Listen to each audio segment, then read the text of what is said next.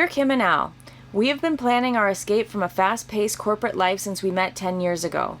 Freedom 45. This year, we finally pulled the ripcord. We quit our jobs, sold our home in the city, bought a property in the sticks, and are building an off-grid home ourselves. We're excited to share our experience as we create our new life on the North River.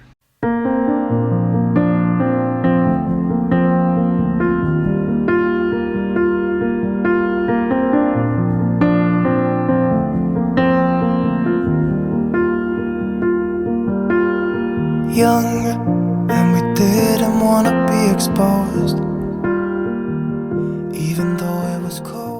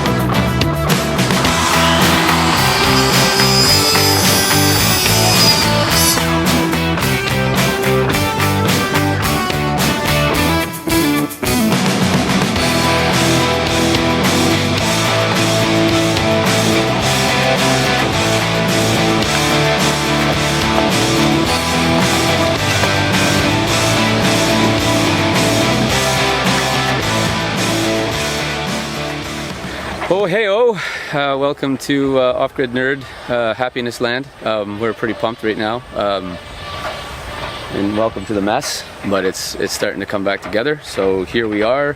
Let me step to the side and maybe we can look past this. Oh, I know Kim's going to do her own footage, and she's looking at me right now shaking her head saying, you know, don't do that, don't get out of the way and point and stuff, but I'm going to anyways.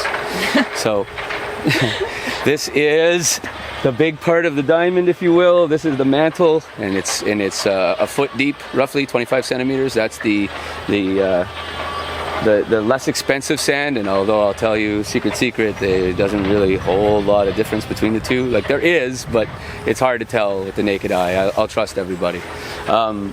But that's the 1 foot of regular field sand. This is the 3 feet roughly, or 750 millimeters of filter sand, on top of which we have a thin layer of rock.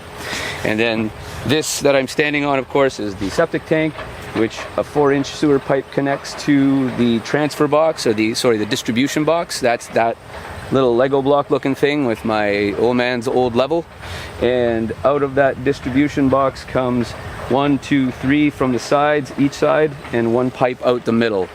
So that is 7 pipes that come from the distribution box out into the field bed, and the idea is that in each of those they're perforated on the bottom so that the effluent that comes from the second chamber of the septic tank will first flow down the 4-inch sewer pipe into the transfer box, the distribution box, and then that distribution box is dead level, so that any water that goes in there and reaches a certain depth will just trickle out in all directions in all 7 pipes. And the idea is that depending on how much water is coming, whether you're dumping a bathtub or you're flushing a toilet, that water will come through the pipe into the distribution box and then fan out and through all 7 pipes, and as much as it needs to, it will flow all the way out to the very ends of all 7 runs.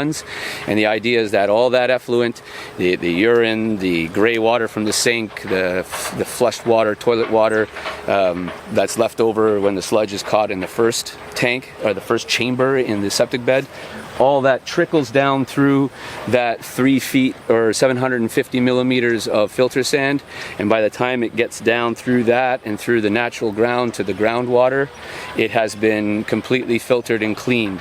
It naturally occurs in everywhere everyone lives, but depending on the type of soil that you have dictates how well that soil filters, how long it takes.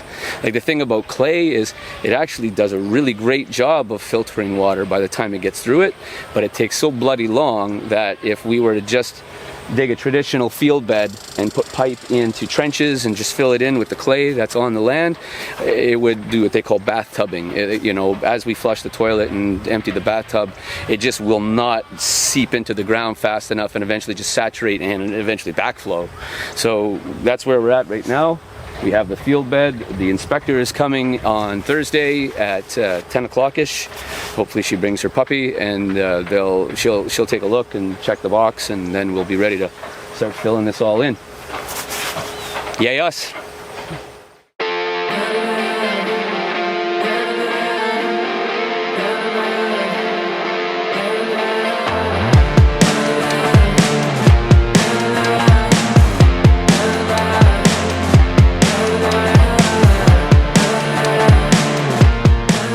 Inspector isn't coming for a couple of days. She's got a bunch of things that she needs to check off her list.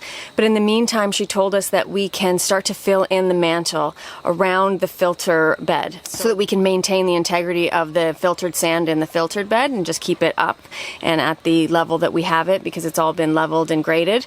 So Al's going to do that with the tractor just for a little bit. And so that also means that we're going to start to take some of these horrible piles off of our property and start to fill them back in, which is super exciting. I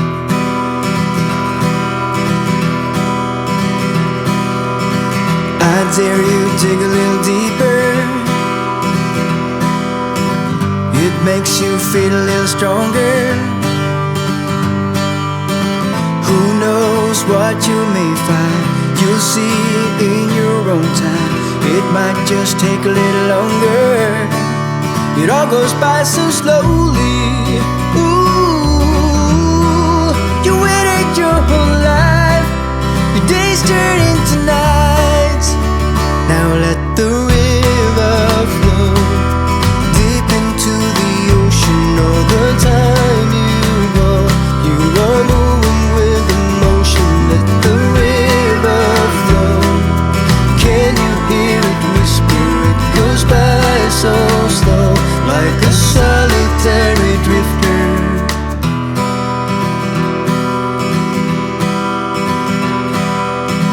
How dare you run a little faster? One step, you are on your way now.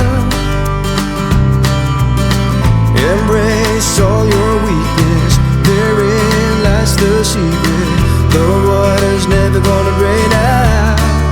It all goes by so slowly.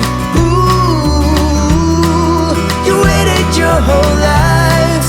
Your days turn into nights.